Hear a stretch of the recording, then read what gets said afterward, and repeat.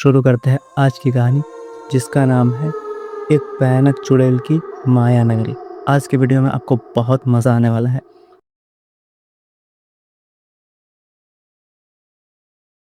दोस्तों, जब भी आप किसी नई जगह पर कभी शिफ्ट होते हो और आपके साथ लगातार कुछ बहुत अच्छा होने लगे, स्पेशली तब जब वहाँ आप किसी को जानते भी ना हो, तो समझ जाना चाहिए कि वहाँ उस जगह पर कुछ ऐसी सस्पिशियस या फिर वियर्ड बात 100% ज़रूर है। और ये सारी अच्छी घटनाएं आपके साथ कोइंसिडेंटली नहीं घट रही। हो सकता है कि कोई आपको उस जगह पर ट्रैप कर रहा हो। क्या कभी आपके साथ ऐसा हुआ है? क्योंकि आज की कहानी ऐसे ही 3 दोस्तों की है जो अपने सपनों को पूरा करने शहर तो गए, लेकिन उन नेगेटिव इविल एंटिटीज़ की वजह से कभी वापस नहीं लौटे। ये कहानी मेरे सब्सक्राइबर ने मेरे साथ शेयर की है, जो उन तीनों दोस्तों में से एक के बड़े भाई का दोस्त है और आज तक उसका भाई अपने छोटे भाई के लौटने की उम्मीद करता है, पर शायद वो कभी पूरी नहीं होगी। तो ये आपको अंदर तक झकझोर के रख देने वाला वीडियो बन सकता है। शुरू करते हैं आज की कहानी, जिसका नाम है एक भयानक चुड़ैल की माया नगरी। विवेक, राजीव और अमन 3 दोस्त थे जिन्होंने भोपाल शहर में एक प्राइवेट ITI में एडमिशन लिया हुआ था। अब एडमिशन के बाद उन्होंने रहने के लिए किराए पर अपने लिए मकान ढूंढना शुरू कर दिया, लेकिन शहर में रूम मिलना इतना आसान नहीं था उन लोगों के लिए। जो मिलता था वो उनके बजट के बाहर जा रहा था। अब तीनों काफ़ी परेशान हो गए थे और सुबह से शाम होने को आ गई थी और ये लोग कमरे की तलाश में कब उस कॉलेज से बहुत दूर निकल आए इनको पता भी नहीं चला था। अब ये तीनों परेशान होकर एक चाय की दुकान पर बैठे और आगे की प्लानिंग वहाँ पे बैठ के करने लगे तीनों मिलके। तभी वहाँ पे अमन ने नोटिस किया कि इस कॉलोनी में जो वो लोग बैठे थे, वहाँ पर एक बहुत ही अजीब बात थी। उस कॉलोनी में कोई भी किसी बात पर भी मुस्कुरा नहीं रहा था और वहाँ पर उस कॉलोनी में एक अजीब सी मनहूसियत छाई हुई थी। हर एक बंदा मिस्टीरियस और सैड नज़र आ रहा था और जब ये बात अमन ने अपने दोस्तों को बताई तो उन लोगों ने उतना ध्यान नहीं दिया और कमरे की प्रॉब्लम को वापस वो लोग डिस्कस करने लगे। तभी उनके डिस्कशन को सुन के उस चाय वाले ने उनकी बात सुन ली और उनकी बात बीच में ही काटते हुए वो उनके पास आके बोला कि भाई जी, अगर आप लोग कमरा किराए पे ढूंढ रहे हैं तो वो आगे सामने एक घर है, फर्स्ट फ्लोर उसका पूरा खाली है, अगर आप चाहो तो आप वहाँ रह सकते हो। ये सुनकर तीनों ने जब उस चाय वाले की तरफ देखा तो उन्हें वापस बहुत ही कुछ अजीब लगा। वो चाय वाला उन्हें देखकर बड़ी उम्मीद और राहत से अजीब तरीके से मुस्कुरा रहा था, जैसे वो कमरा उन लड़कों को दिलवाने में उसका कोई फ़ायदा हो रहा। राजीव ने फ़ौरन उस आदमी से उस घर का एड्रेस लिया और अपने दोस्तों को उस तरफ चलने के लिए बोला।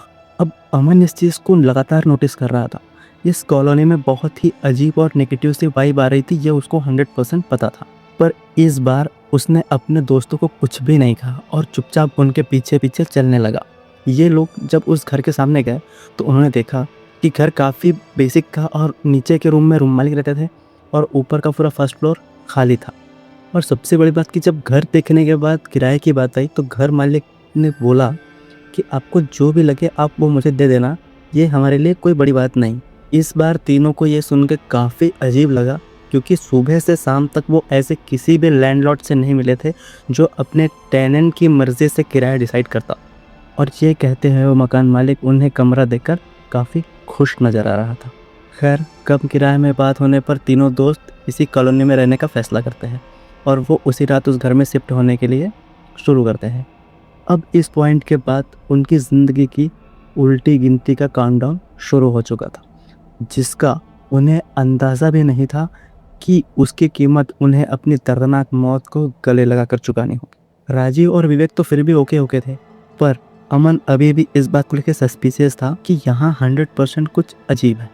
अब उस रात को उनके पास खाने के लिए कुछ भी नहीं था, तो इससे पहले कि वो लोग बाहर जाके डिनर का प्लान बना पाते, रूम ऑनर ने खुद ही उनके लिए खाना लाकर सामने रख दिया और बोला कि अगर आपको किसी भी चीज़ की ज़रूरत हो तो आप मुझसे मांग लिया करना, कोई प्रॉब्लम नहीं है, मैं आपको अरेंज करके दे दूँगा। अब इन बैचलर्स को ऐसा लग रहा था मानो इनके लिए जन्नत नसीब हो गई हो। ये सब देख कर राजीव और विवेक तो बहुत खुश थे। तभी अमन रूम की खिड़की से बाहर देखता है और वो देखता है कि चाय वाला अपनी दुकान छोड़ के लगातार उनकी तरफ उस कमरे के बाहर देख रहा है और उसके चेहरे पर एक अजीब सी डरावनी मुस्कान थी। अमन अब पूरी तरह से कन्विंस हो गया था कि वो लोग या तो पक्का किसी प्रॉब्लम में है या फिर किसी के बिछाए हुए जाल में फंस चुके हैं। अब रात के करीब 9 बजे इनका खाना पीना कंप्लीट हुआ और सब दिन भर के थके होने के कारण जल्दी से सो गए। वैसे भोपाल काफ़ी बड़ा शहर है और बहुत बिजी भी है।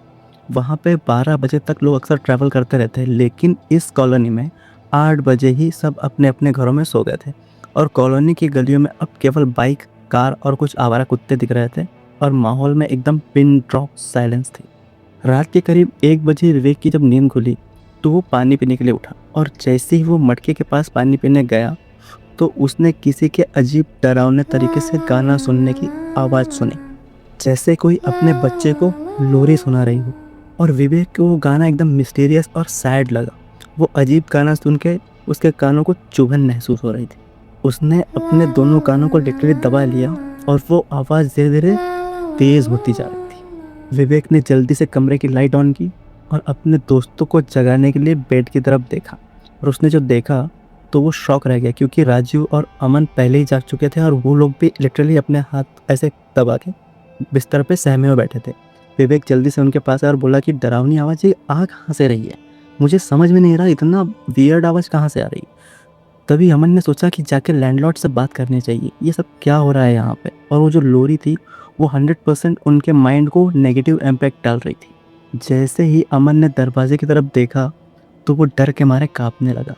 दरवाजे के पास करीब 27 साल की एक औरत खड़ी थी और उसके पेट के ऊपर वो अपना हाथ फेर के लोरी गा रही थी, मानो वो अपनी कोख में पल रहे बच्चे को सुलाने की कोशिश कर रही।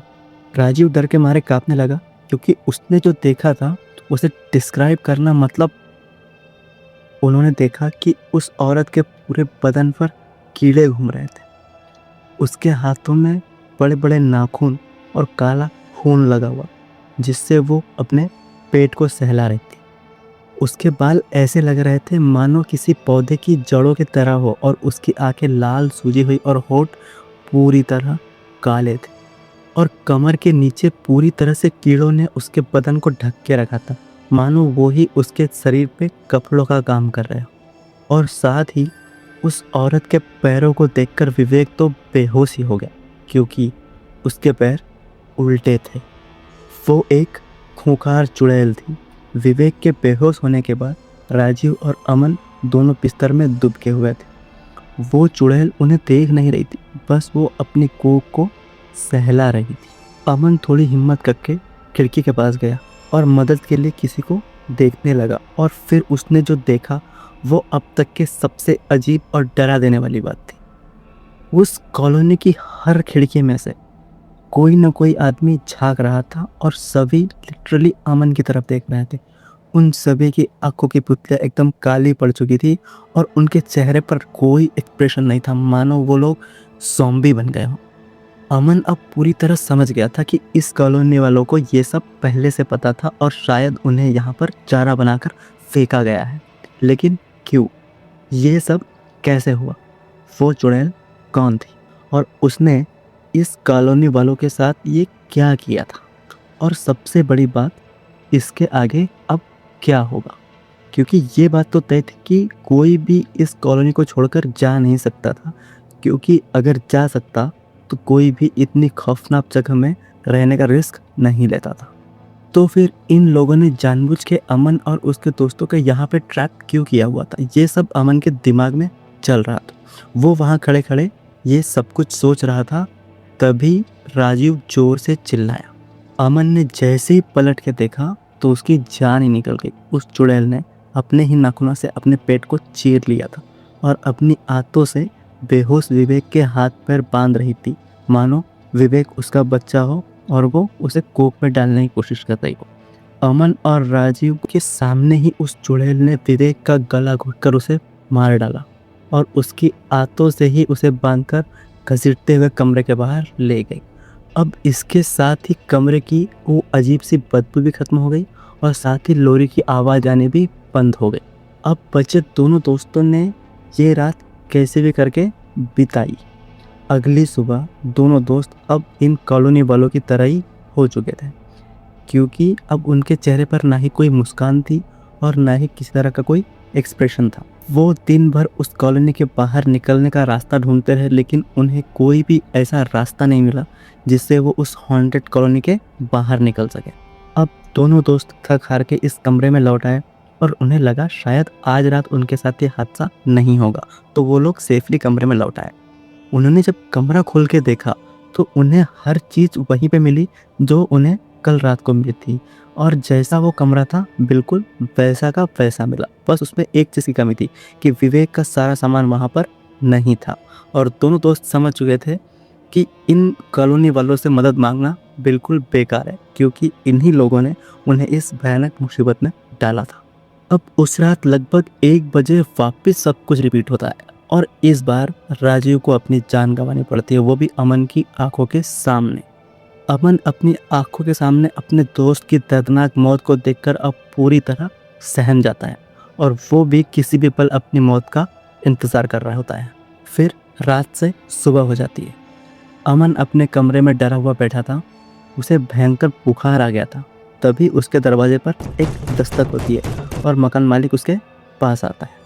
अमन उसे देखकर कोई एक्सप्रेशन नहीं देता है। उसे समझ आ गया था कि मकान मालिक भी शायद किसी वजह से मजबूर होगा, और वो मकान मालिक अमन के पास आकर बोलता है कि अगर आपको ज़िंदा रहना है तो रात होने से पहले अपनी जगह पर किसी और शिकार को ले आओ, तब शायद इस कमरे में तुम्हारी जान बच जाएगी। अमन उनकी बातों पर अब यकीन तो नहीं करना चाहता था, लेकिन जब उसने ये बोला कि वो उसे इस कॉलोनी के बाहर जाने का रास्ता बता सकते हैं, तो अमन फ़ौरन तैयार हो गया और कॉलोनी के बाहर निकल के आ गया। लेकिन लैंडलॉर्ड ने जाते जाते उसे ये बताया था कि अगर रात तक तुम इस जगह पर वापस नहीं लौटे तो वो तुम तक पहुंचेगी, इसलिए बेहतर है कि तुम आज रात को किसी न किसी को अपनी जगह पर शिकार बनाकर इस कॉलोनी के अंदर लेते ही आना। अमन का दिमाग अब पूरी तरह से इस ट्रैप से बाहर निकलने के बाद एकदम तेज़ तेज़ काम करने लगा था, और उसने सबसे पहले टेलीफोन बूथ पे जाके सीपीओ से अपने बड़े भाई को फ़ोन करके सब कुछ बता दिया। अमन का बड़ा भाई थोड़ी काली विद्या का जानकार था। उसने फ़ौरन भोपाल के पास के गांव के एक तांत्रिक का नाम अपने भाई को बताया और उसको बोला कि मेरे भोपाल पहुंचने तक तुम उस तांत्रिक के पास जाके रहो, शायद तुम वहाँ पे सेफ रहोगे। अमन ने ये अपने भाई की बात सुनकर तत्काल में उनकी बात मानी और उस गाँव की तरफ चल पड़ा। दोस्तों, अब यहाँ कहानी ना बहुत ही ज़्यादा डरावना और इंटेंस मोड़ लेती है, क्योंकि अब इस कहानी में एंट्री होती है एक खूंखार कर्ण पिशाचिनी की, जो इस तांत्रिक ने सिद्ध करके रखी हुई थी। और दोस्तों, कैसे ये एक भयानक चुड़ैल के सामने कर्ण पिशाचिनी मौत बनकर आती है, अब इन सब में अमन के साथ क्या होता है, और ये लड़ाई में कौन जिंदा बचता है और कौन मौत की नींद सो जाता है, आखिर ये जो कहानी है वो और कितने और क्या क्या मोड़ लेगी, ये सब हम देखेंगे अगले एपिसोड में। और इस बात का प्रूफ कि ये कहानी सच्ची घटनाओं से इंस्पायर्ड है, मैं आपको अगले एपिसोड में 100% बताऊंगा कि ये कितनी सच है। हाँ, थोड़ा बहुत फिक्शनलाइज किया है, लेकिन ये एक सच्ची घटना है, और वो कैसे हम जानेंगे अगले एपिसोड में। आखिर वो चुड़ैल कौन थी, कर्ण पिशाचिनी इन सब के बीच में कैसे आई, और इस सब के आखिरी में इन सब का क्या हुआ, ये जानने के लिए मेरे वीडियो को लाइक, शेयर और सब्सक्राइब चैनल को कर दीजिए। मिलते हैं अगले एपिसोड में। Thank you so much. Hello दोस्तों, स्वागत है आपका मेरे channel haunted scenario by Arun में, जिसमें हम अपने सब्सक्राइबर्स को लेकर चलते हैं मौत के बाद के मिस्टीरियस एडवेंचर्स पे। अगर आप भी हमारे साथ चलना चाहते हैं इन सच्ची घटनाओं के हॉरिबल सिनेरियो में, तो प्लीज़ सब्सक्राइब कर दीजिए मेरे चैनल को